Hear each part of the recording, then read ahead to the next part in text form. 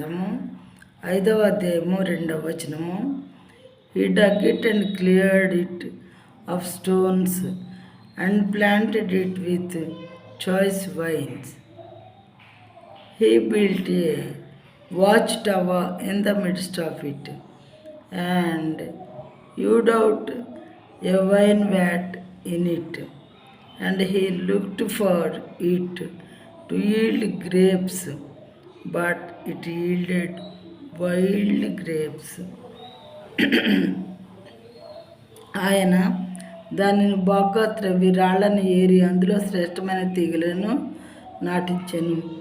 దాని మధ్యను బురుజు ఒకటి వేయించి ద్రాక్ష తొట్టిని తొలిపించెను.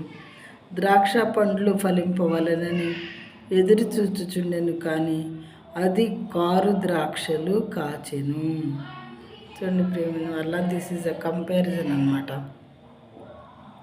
దేవుడు మరి మానవులను పుట్టించినప్పుడు ఆయన బిడ్డలైన వారు మొదట బాగానే ఉన్నారు, కానీ తర్వాత దేవుని మాట వినకుండా వాళ్ళు ఏమయ్యారంటే వాళ్ళకి ఇష్టమైన వైపు తిరిగి వాళ్ళకి ఇష్టమైన పనులు చేసుకుంటూ వారికి ఇష్టమైనటువంటి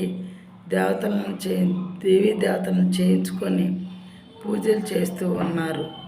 అయితే వాళ్ళ క్రియలన్నీ కూడా దేవునికి చాలా ఆయాసకరమైనవిగా మారిపోయాయి అన్నమాట.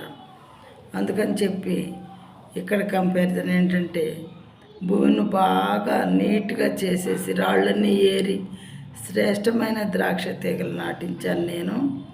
వాటి మధ్య బురుజు ఒకటి వేయించాను, ద్రాక్ష తొట్టి కూడా తలిపించుకున్నాను. ద్రాక్ష పండ్లు మంచివి ఫలించాలని నేను కోరుకున్నాను, కానీ చివరికి కారు ద్రాక్షలు కాసాయి. అంటే వాళ్ళు పొల్యూట్ అయిపోయారు, శ్రేష్టమైన వ్యక్తులుగా లేరు, దేవుని మాట వినటం లేదు, కారు ద్రాక్షల్లాగా తయారయ్యారు.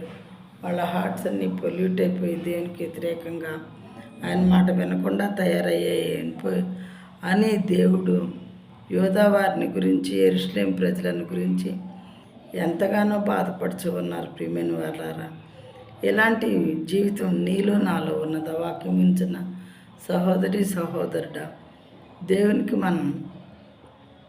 దేవుడు మనకి ఎన్నో మేలు చేస్తున్నారు. ఉదయం లేచిన తర్వాత మరి సూర్యుడిని, తర్వాత గాలిని, నీరుని, నిప్పుని, ఒకటేంటి పంచభూతాలేంటి, సృష్టిలోని సమస్తం మన మేలు కోసమే, మానవుల యొక్క క్షేమంగా బ్రతకాలి నా బిడ్డలని సృష్టిస్తే అవన్నీ అనుభవిస్తున్నాం, కానీ ఆయన మాట మాత్రం మనం వినటం లేదు.